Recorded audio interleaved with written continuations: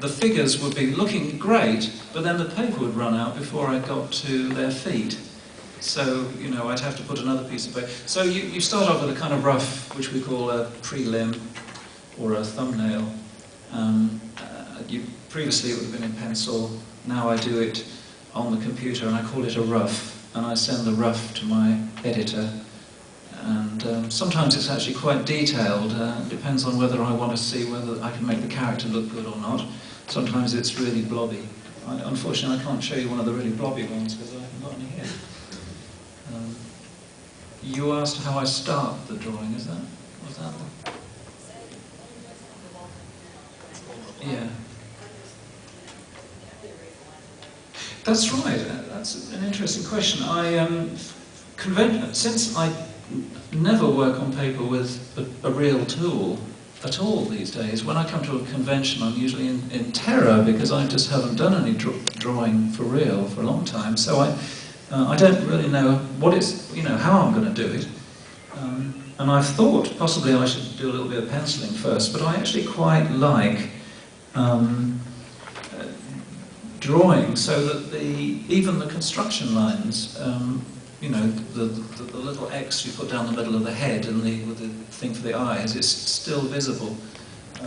So I don't actually use a pencil now, I go straight onto the page with ink.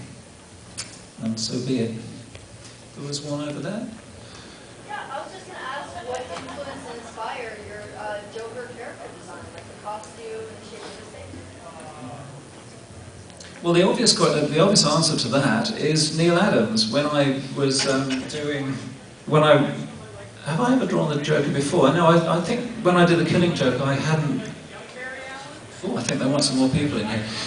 It was one particular issue of a Neil Adams Joker.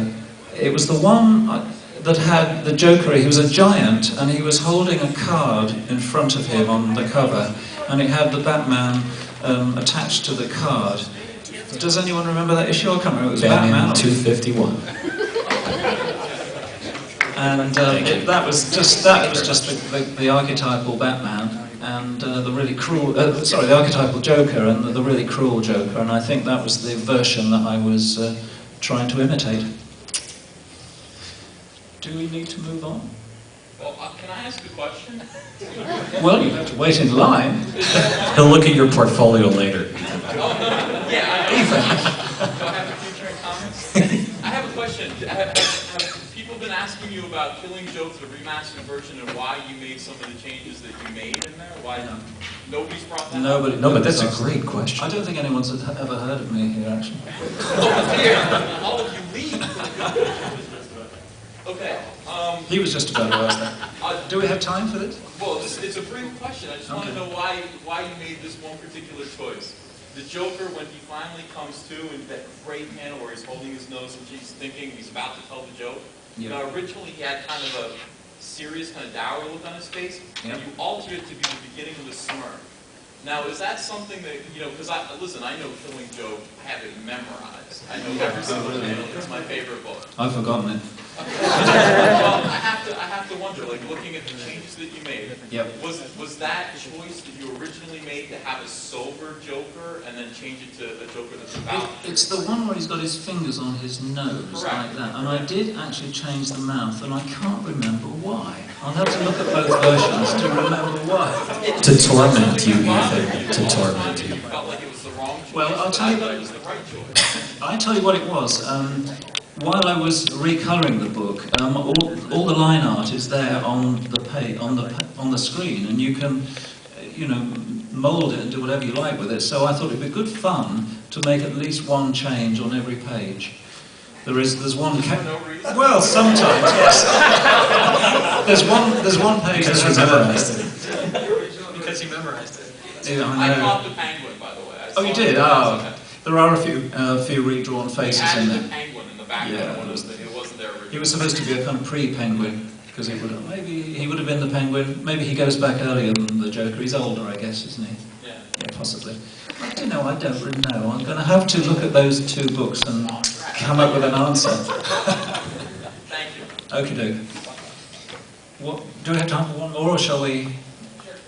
Okay, one more. Just really quick. Obviously, in a sense, we treat it maybe more wholly than you do, because obviously you're touching over, tweaking it, or having fun with it.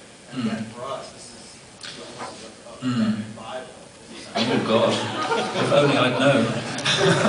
Did you expect that also when you saw the script, when you started drawing it, that 20, 30, 50 years from now, we'll still look at it? Not at all, but when I did it, I remember Frank Miller had just done Ronin, and it looked like some of these artists who had been sort of trumpeted as sort of notable people in the business were getting a chance to say, this is the way I want the book to look. I want it to look absolutely like this, and they had complete control of it.